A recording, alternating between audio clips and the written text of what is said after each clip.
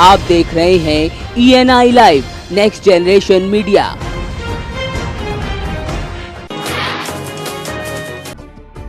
आगरा में आयोजित इंदिरा गांधी जन शताब्दी कार्यक्रम में पहुंचे कांग्रेस के प्रदेश अध्यक्ष राज बब्बर ने कार्यकर्ताओं को अनुशासन का पाठ पढ़ाया। दरअसल कार्यक्रम में कार्यकर्ताओं की मंच पर अनुशासनहीनता देखने को मिली, जिसमें कार्यकर्ताओं में नेताओं के साथ सेल्फी और मालाएं पहनाने की होड़ लगी हुई थी, जिस कारण मंच पर काफी भीड़ हो गई, जिससे गुस्से में आए कांग्रेस के प्रदेश अध्यक्ष राज बब्बर ने कार्यकर्ताओं को धक्का देकर मंच से नीचे उतार दिया।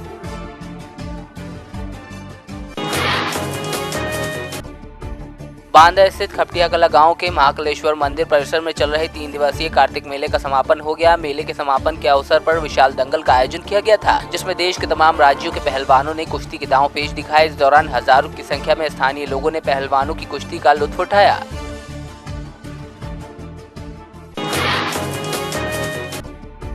बांदा में कई प्रत्याशियों ने भारी हुजूम के साथ नामांकन स्थल पर पहुंचकर अपना नामांकन कराया। इस दौरान नामांकन स्थल पर काफी गहमागहमी देखने को मिली, जिसमें नगर पालिका अध्यक्ष पद के लिए बीजेपी के शिवपूजन गुप्ता तो कांग्रेस से मोहम्मद इदरीस, बीएसपी से श्याम मोहन दुरिया भारी भरकम जुलूस के साथ नामांकन कराने पहुंचे थे। इस मौके पर नामांकन स्थल पर पूरी तरह से चाक चौबंद रहा। प्रशासन सख्ती से आचार संहिता का पालन करवाने में लगा रहा।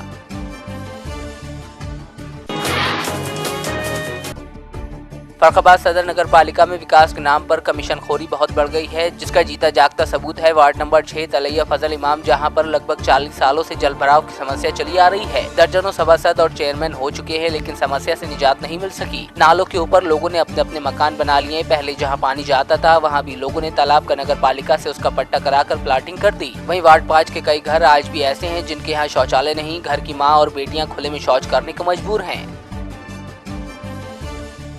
हमारे समस्या ये, पानी तो बहुत भर जाता है, गंदगी बहुत होती है, वो अपने हाथ से सफा करना पड़ता है। अब चौतरे पानी आ जाता है, घर के अंदर आता है, ये मंदिर में इतना भर जाता है, कुछ करने पूजा करने का भी मन नहीं होता यहाँ पर। तो इसके और देखने वाले तो देख जाते हैं आके और चले जाते हैं कि बस सब होगा बस ऐसे करके चले जाते हैं। कन्नौज में सड़क सुरक्षा पखवाड़ा के दौरान डीएम और एसपी की सकारात्मक पहल देखने को मिली। डीएम और एसपी ने आधुनिक तकनीक से लैस सड़क सुरक्षा वाहन को हरी झंडी दिखाकर लोगों के बीच जागरूकता फैलाने के लिए रवाना किया। साथ ही जीटी रोड पर माइक हाथ में लेकर लोगों से सीट बेल्ट और हेलमेट लगाने की भी अपील की। मीडिया से बात करते हुए डीएम ने कहा कि सड़क सुरक्षा पखवाड़ा के तहत लोगों को सड़क पर सुरक्षित चलने के नियमों की जानकारी देकर जागरूक किया जा रहा है।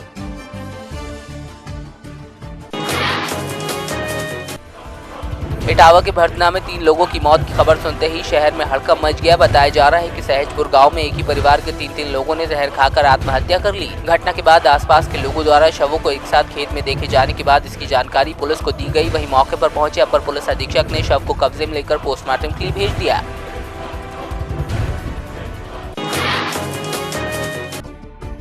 पंजाब सरकार की ओर से पराली को आग लगाने वाले किसानों के खिलाफ कड़े कानून बनाए गए हैं, लेकिन सरकार की ही अनदेखी और प्रशासनिक अधिकारियों की लापरवाही के चलते मोगा में किसानों द्वारा पराली को आग लगाने का सिलसिला जारी है, जिसके चलते आलम यह है कि शाम होते ही जीटी रोड से गुजरने वाले वाहनों को हेडलाइट जलानी पड़ती है। वहीं आग से उठने वाले धुएं से स्थानीय अस्पताल में त्वचा और आंखों के साथ दमे के मरीजों की संख्या में खासा इजाफा हुआ है। इस मामले में एसडीएम ने रटा-रटाया जवाब दिया कि कानून का उल्लंघन करने वालों के खिलाफ कानूनी कार्रवाई की जा रही है।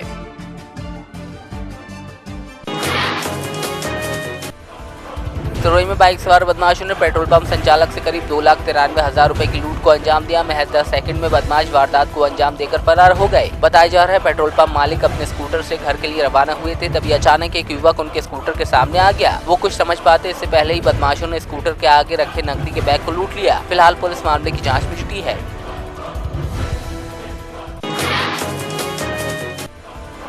छिंदवाड़ा में पत्नी के चरित्र पर संदेह होने पर उसके पति ने पत्थर से पटककर पत्नी की हत्या कर दी, जिसके फरार होने के बाद अब पुलिस ने गिरफ्तार कर उससे पूछताछ की है। उसकी निशानदेही पर दबिश दी है। थाना प्रभारी ने बताया कि स्टेट बैंक कॉलोनी में किराए के मकान में रहने वाले आरोपी ने चरित्र संदेह के शक में अपनी पत्नी की हत्या कर दी थी। उसके बाद वह मृतका की साड़ी का सहारा लेकर 3 मंजिला इमारत से उतरकर फरार हो गया था, जिसे अब मिली सूचना के बाद ग्राम राजा खेत से ग्राम रक्षा समिति सदस्यों के सहयोग से गिरफ्तार किया गया है।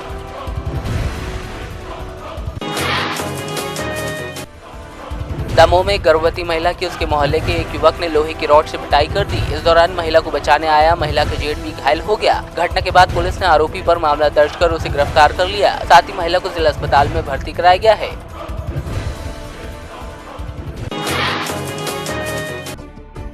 दमोह में कृषि उपज मंडी पहुंचे प्रमुख सचिव जल संसाधन पंकज अग्रवाल ने मंडी सचिव को निर्देश दिए कि वो मंडी परिसर में अनाउंस करवाएं कि कोई भी व्यापारी किसानों से भावांतर पंजीयन के बारे में नीलामी होने तक नहीं पूछेगा। दरअसल एक किसान द्वारा शिकायत की गई थी कि भावांतर पंजीयन बताने से व्यापारियों द्वारा मूल्य कम लगाया जाता है। प्रमुख सचिव ने मंडी परिसर में चल रही उड़द खरीदी का जायजा लेते हुए मुख्यमंत्री भावांतर भुगतान योजना के संबंध में किसानों को उनके द्वारा किए गए प्रश्नों के जवाब भी दिए।